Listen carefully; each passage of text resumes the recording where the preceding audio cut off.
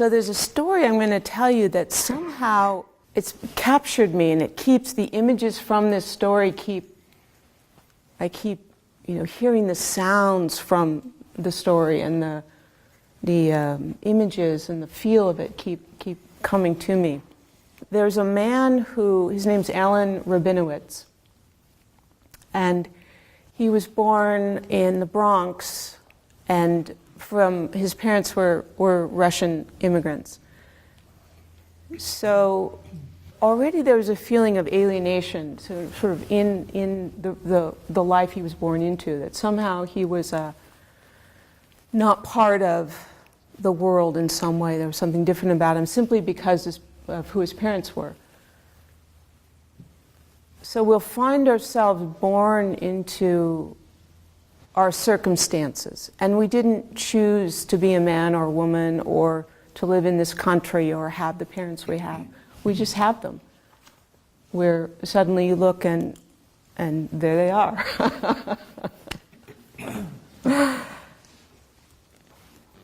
But we're always born into our circumstances moment to moment. It's happening, it's a continual happening. We're always being born into our lives moment to moment to moment. When he was very young, he just couldn't speak. His speech impediment was so severe that he couldn't form a word. His body would start to shake, and he felt that he couldn't take a breath in, and he just couldn't form a complete sentence without stuttering so severely that he just couldn't manage it. And he actually didn't speak an entire complete sentence to another human being until he was a senior in college. So they sent him in school. They sent him to a class for children who had no mental capacity, thinking he was stupid. But he actually had a brilliant and agile mind, which made it even more painful for him, because he was fully cognizant of his situation, but he just couldn't get out of it. But he found, if you know any stutterers, or if you are a stutterer, apparently, that there's a couple of situations where it might be possible to speak. And one is singing, and one is speaking to animals. So what he would do is every day after school, he'd go into his bedroom, and he had this walk-in closet. And he'd go in there, it was really dark, and he'd bring his pets, which he had in the Bronx. He had a chameleon, and he had a hamster, and a little gerbil, and a snake. And he would just tell them all about his day and his life and his difficulties and how sad he was and how hard it was for us. And he said at a certain point, he felt that they understood, that it was not just a one-way communication, that they were speaking to him too, that they could feel and understand what he was saying. And they lived near the Bronx Zoo, so his father knew he loved animals, and he would take him there all the time. And when they would go, immediately he would run straight for the big cat house. But in the old days, they had cage after cage after cage of tigers and jaguars and snow leopards and all the big cats. And he would either go to the tiger cage or the jaguar cage. And he would get up on the railing that they had to keep you away from the big cats. And there were just bars there and then a railing. And he would lean way over, and he would talk to the big cats, and the jaguar in particular. And he would see it just pacing back and forth and back and forth. And he could feel that part in himself that was trapped and in this cage, but there was this wildness and freedom inside of him that somehow it was the cats were holding for him. And he would lean over into the cage and see the jaguar's eyes, and it would look right at him. And he said the jaguar looked right at him, and he could see a kind of blankness, a kind of deadness in the eyes from its being caught in its situation. And it just filled him with both rage and unbearable sorrow. And he leaned into the cage and he said, "I'll find a place for us." And he didn't really even know at that time what that meant, but he knew that it was called forth from the situation itself. And what I love this piece here is this, he didn't say, "I'll find a place for you, I'll save you." There was some way that he already knew that that in somehow finding a place for me is finding a place for you. And finding a place for you is simultaneously finding a place for me. This was a significant moment in his life. He never forgot that moment and the look in the Jaguars' eyes. And he went off to college and he got straight A's, but still had no capacity to be with people, still couldn't speak. And he thought the only thing he wants in his life is to be able to be with other humans, to have relationships, to be close with people, to be able to have a conversation with people. And he felt cut off and shut off from this part of the world. So I think that the meditation practice too is about that. We think we want, there's something in our lives we think we want. And in a way,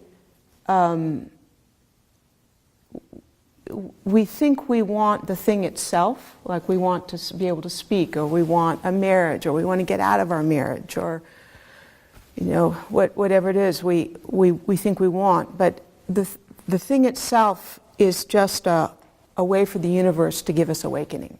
So he went to college, and in his senior year in college, his parents had heard about some program, intensive program, a 2-month program where they take you, you go, you work, you leave your life, and they work with you day and night to bring you to some sense of fluency in your speaking. And he went to this program for 2 months. He did become fluent. He learned how to speak. So the first time in his life, he can speak. And he made this interesting discovery that he thought the thing he wanted so much was somebody to be able to speak to people. But then when he finally started having conversations with people, he realized he really didn't have much to say and that of interest to him. And he preferred the conversations he was having with his animals. And then he became, at some point he got his degree, he got his graduate degree, and he was off at one point tracking bears and raccoons in the Smoky Mountains. So he's doing this work, and someone who was an expert, a world-renowned expert in jaguars, was interested in jaguars. And at Alan Rabinowitz's graduation party, he came up to him and he said to him, "Well, we're doing this, there's this project in Belize, and we wanted to know if you would like to go and track jaguars and study jaguars in Belize." And his first thought is, where's Belize? He had no idea. But before he even answered that question, out of his mouth said, "Of course." And he goes to Belize, and also when he said you're going to be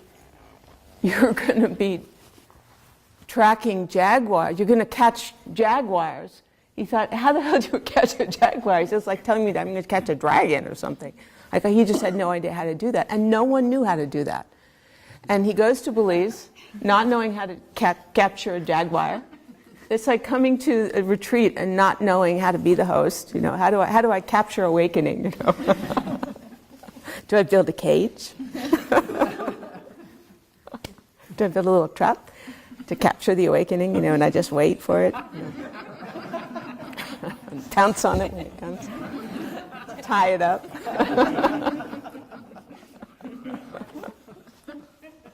So actually, the first thing he did was he thought, well, I'll just go and see if someone must know something about this here. And sure enough, the Mayans, they knew something about capturing jaguars. He said, so I'll just go with them. And it's a little bit like, I'll just sit next to her. She looks like she's calm and enlightened. Maybe I can get some information from her if I sit next to her. And they had this method where they had dogs who were trained to track jaguars. And the Mayans would be running full tilt, to get the scent of the jaguar. And they'd have these machetes, and they'd be chopping the jungle down as they're running. And there's poisonous snakes, there's poisonous spiders, there's jaguars. And actually, you're running after the jaguar. So there's a lot of danger there. And at one point, when they were doing this, one of the Mayans got bit by a snake, and he died. And at that point, he thought, what am I doing? Is this worth this? I don't know what I'm doing, and because I don't know what I'm doing, someone got hurt. And then the Mayans said, well, there's some bad voodoo on you, and we're not going to be doing this anymore because he died. So clearly you don't, we're not going to help you anymore. So then he had to somehow find another way to capture a jaguar. And he thought, I'll build a cage this time. So he builds a cage, and he puts a live pig in it. And sure enough, he builds it by 2x4s. And he captures a jaguar, but the jaguar just busts out of the cage. So sometimes, your awakening does that too. Like it'll just bust out of the cage and it's gone. It's out of your control. And he decides, well, I'll build a bigger, stronger cage. I'll build it out of rebar. And he builds another cage, puts another live pig in there. Here we are waiting for awakening. And sure enough, it shows up. And this time, though, what happened was the jaguar was so desperate to free itself that it tried to bite its way out of the cage, and it broke its canines. And he came upon it, and it was in terrible shape. It was bleeding to death. And he was so moved, he tried to do emergency dentistry to try to save it, but it died it was dying anyway. And as it was dying, he carried it back to his quarters where he was living. And he brought it into his house with him, into his bedroom. And he lay down next to the jaguar and just sobbed and sobbed and sobbed. So we got pretty good after that at catching the jaguars in a way where they weren't harmed. And I can't even remember how it happened. But he works at this jaguar, this place where the jaguars live in this jungle. And the whole purpose of it was to eventually to try to help the jaguars, to somehow get a wild preserve, a place where the jaguars could be free and not be hunted and not have their environment destroyed. And at one point, after working there years, he somehow, through back channels, has an opportunity to go and meet with the Prime Minister of Belize. And they're going to give him 15 minutes, and he's going to meet with the whole cabinet and make his case. And so this is wonderful, right? He's someone who can't speak, has trouble speaking. And so he goes in, and he just tells his story. And he ends up staying, they ask him, they keep asking questions, they want to know more, and he stays for an hour and a half. And at the end of the hour and a half, right away they vote. Are we going to have this or are we not going to have this? And it's a tie. Half of them say yes, half of them say no. And the tie-breaking person was the prime minister, and he votes yes. And so the preserve is made. And in a way, he thinks his work there is done, and he's going to go off and do some other work trying to get a preserve for tigers somewhere or something like this. And he takes one final walk in the jungle. And he, just to say goodbye, just to see it one more time. And he goes way out in the jungle, and he starts seeing these tracks, big tracks, the biggest jaguar tracks he's ever seen. In fact, it's a cat he can tell he's never seen before. It's new to this area because he's never seen these huge jaguar tracks. And you never actually see jaguars because they're so fast and they can hear you and they know you're there, and so they stay away. But he just wanted to get a sense of, he didn't think he'd see it, but he just wanted to get a sense of why it was there and what it was doing there, and he thought he could do that just by following the tracks. So he's following the tracks, he's following the tracks, he's following the tracks, and then it's starting to get dark. And he realizes he doesn't have a flashlight. He's got to, and there's only one path, and he's in the jungle. He's got to go home, back to his place. And so at this point, he just turns around to go back, and there's a jaguar. It's been following him this whole time. So you're awakening.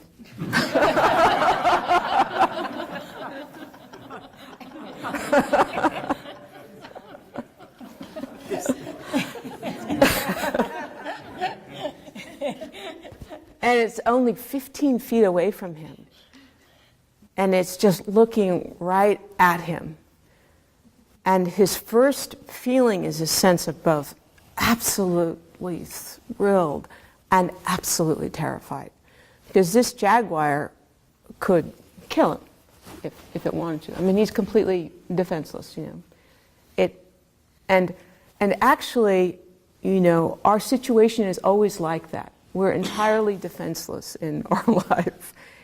We're always all the way here in our circumstances, and anything could happen at any moment. And so he thinks, well, what am I supposed to do here? And he normally a jaguar will just run away. So he makes himself, big, and instead of the jaguar running away, it just sits down.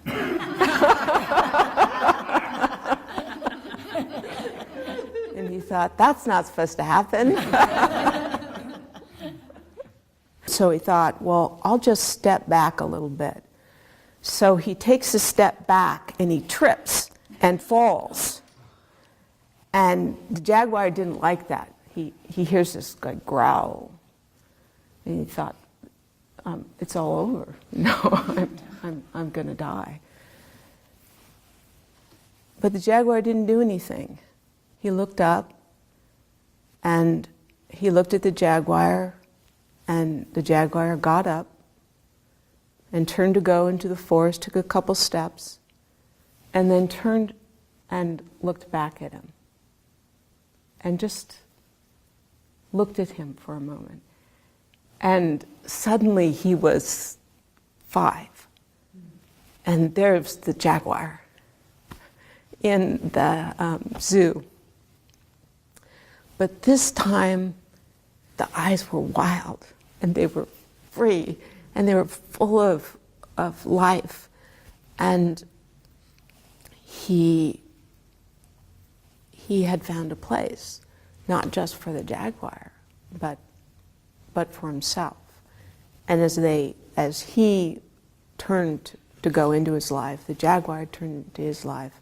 They were free beings walking into their lives, and he'd found home. in a way. And the Jaguar walked off. It's very easy to think, well, things all worked out, and in a way he learned how to speak, he got the Jaguar Reserve, like things worked out.